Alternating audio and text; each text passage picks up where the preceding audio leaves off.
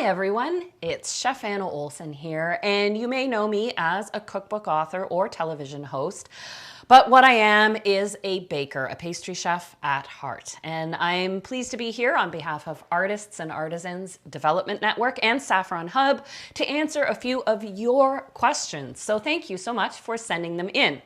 I have them all here, so I'm going to read them off. I'll tell you who asked that question, and then I'll give you my honest, off-the-cuff answer. So this is like a one-sided dialogue, and I hope you enjoy it and get some valuable information from it. All right, the first question comes from Eric L., who asks, do you think being a great pastry chef is a natural talent, or is it something anyone can learn? I consider myself a teacher, so I am a great believer that anyone can learn just about anything. And I know a lot of people will say, oh, well, I can cook, but I can't bake. It's simply math. We spend more of our time even just cooking for our families, but just the time it takes is the time it takes, and we spend less time baking. So I think when it comes to baking, you can learn the skills. What does take practice and your own personality shows through is with decorating. Decor work, whether it's finishing cakes, assembling macarons, visualizing plating on a restaurant-style dessert, that does take practice, just like learning to paint or draw or take photographs. But I do believe it can definitely be learned. Now, question number 2 comes from Chef Suhail. What inspired me to become a pastry chef? Well, that's a big question, but I would say, I think like a lot of people who love cooking and baking and have turned it into a profession, there was a family influence. And for me, my grandmother was my biggest influence. She loved cooking and baking for her family. But her energy and excitement came when it was time to make desserts and make cookies. And that was, as a little girl growing up, when I wanted to visit with Grandma, it meant I was in the kitchen. And if I was in the kitchen, she was gonna put me to work. And so that's how I came to appreciate not just baking itself, but the love of baking to share with others. So for me, I give full credit to my grandmother. Now, Jessica L. asks the question, what is your baking style and the philosophy behind it? That's a very big question too. And I consider myself a technician when it comes to baking. I love wrestling with the guts behind a recipe. What's going to make the chocolate cake the best chocolate cake? Is it going to be, what's going to make it the most moist, the most delicious? What does it need to be in combination with the fillings and the frostings? When it comes to a philosophy, I gel it down to a single word: respect.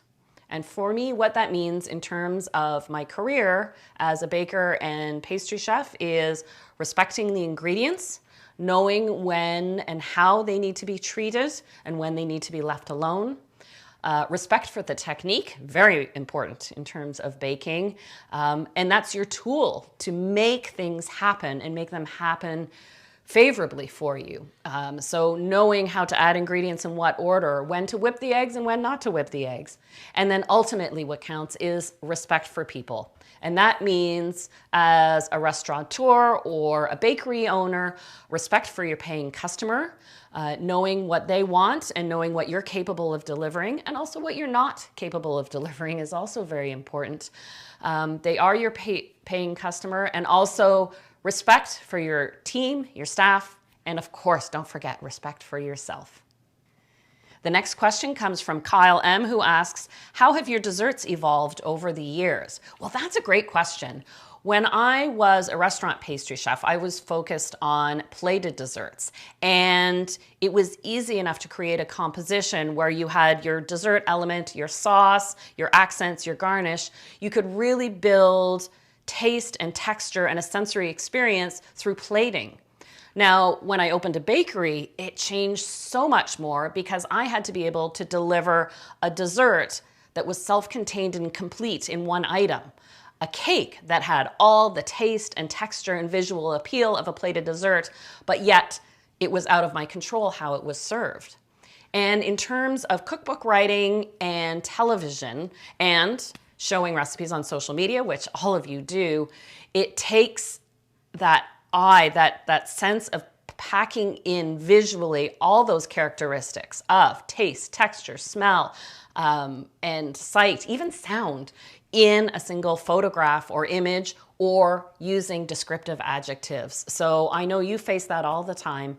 And the best bit of advice I had from a producer years ago is when you're describing something on camera or in writing, don't just say it's delicious, because that should be implied. It's of course delicious, but give us more information. And so that always pushes me to use further adjectives. So I hope that helps show you how I've evolved over the years with my dessert styles. What I will say though is you've probably noticed over the years, I tend not to jump on too many last minute trends. I love progressive techniques and trying new styles and trying new recipes, but the trends that will be there one day and gone the next, I don't want to be a person that's there one day and not the next, so I don't jump on those trends as quickly. So that's a very good question. Now, Nuzat Bakatiari from Fusion Bites asks essentially about my position on where we are in these changing and stressful times in the restaurant business. And this is part of why you're gathering together to discuss and collaborate and get new ideas. And it is such a challenging time, and we have to just kind of hunker down and get through these next few months. The happy thing is we're not in March 2020. This is January 2021. There is hope on the horizon. Do I think the way we dine out has changed forever? I think it has.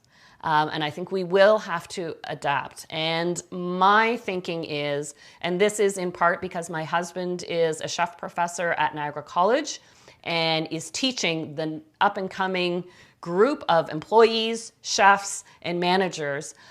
They are going to be our hope because they know nothing other than this state. And so with fresh eyes and fresh energy, we are going to be able to take where we are now and see the future and be able to adapt. I think as challenging as this time is, we've proven that we can pivot and adapt.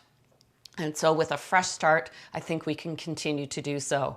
And takeaway dining is forever changed now, and it's going to be a part of just about every restaurant. I can't imagine. Where we have to get smart is when it comes to our efficient packaging, isn't it?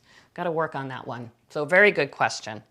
Now, Seema S asks, would I consider myself an artist?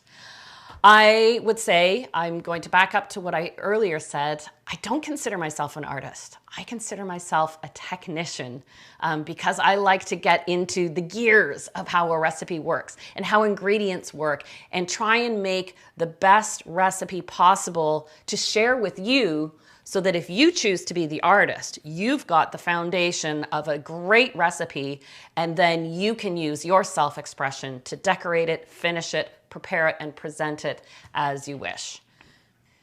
Now here's a question from Troy L, who asks, what trends am I seeing in pastry today, and what am I most excited about? And what is the one food or pastry trend I would wish would just go away? Let's talk about the ones I love right now.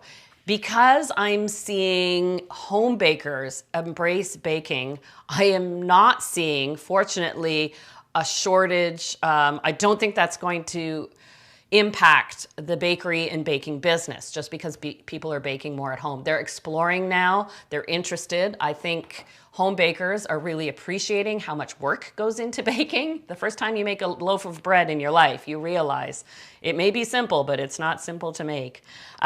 So one of the industry trends I'm loving right now that is actually extending into the home baking category is laminated doughs. And for so many years, we relied on pre-prepared puff pastry and pre-made croissants to get us through our business. But I love that there's a focus and attention and an interest in revisiting that classic style of pastry preparation. So whether you're making puff pastry, croissants, if you're getting kooky with the cronuts, I'm actually experimenting with laminated brioche these days. And then the sort of offshoot pastries like couenne, which is basically a croissant, but the last fold is done with sugar. So you get that crystallized caramelized sugar on the outside of a couenne pastry. I just love and respect the technique, the method, and then the end result you get from that.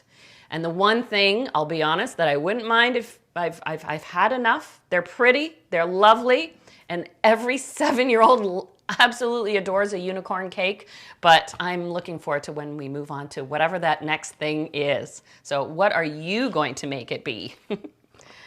All right, another question from Julia R. Was there anything that I thought I wanted to do before I started as a pastry chef? Well, that's a very good question to ask, Julia, because being a pastry chef was not my first career path. I studied political science in university, and even though my grandmother was my key influence, baking and cooking was such a part of my life and my passionate hobby that I never considered it as a career until after a few years after I graduated and worked in banking, that I realized what made me happy was baking. So it was a little tougher than erasing that middle letter N, but I quit banking, went to cooking school, worked in the industry for a while until I worked my way up. And when it comes to cookbooks and television, that was not an intended path. It was an opportunity of good timing. So it has helped me embrace the philosophy that opportunity doesn't always come at a convenient time. So you have to keep your eyes open for those opportunities because it can be quick to miss them if you've got your head down and so focused on today's problems that you miss the bigger picture. So I'll use that little story for that bit of wisdom that I always try and remind myself. And the other thing, our sort of family philosophy is no is not an answer. You always say yes if you want to do it. Well, actually, it comes down to why not? If you want to try something new, why not? So long as it's not going to hurt you or others financially or physically, even if you're unsure or nervous about it. I mean, people in the hospitality industry are used to taking some risks. So, you know, you have to weigh them carefully and go back to that philosophy of respect. But with that, that helps you, I hope, make some good decisions as we are in these changing times, but potentially in a few months, wouldn't it be nice to say within 6 months, we'd be looking at new and exciting opportunities coming down the way. So I prefer to look ahead, not look behind. And I'm going to take this last question. Which is the dish I've created that I'm most proud of and why? Well, that's a fun question. It comes from Alexa P. And I would say I can't name a single one. It is whatever I'm working on right now is the one I am most passionate and excited about. So, as I mentioned earlier, right now I am right into laminated brioche. Thank you very much, everyone. All the best. Have a super session this weekend.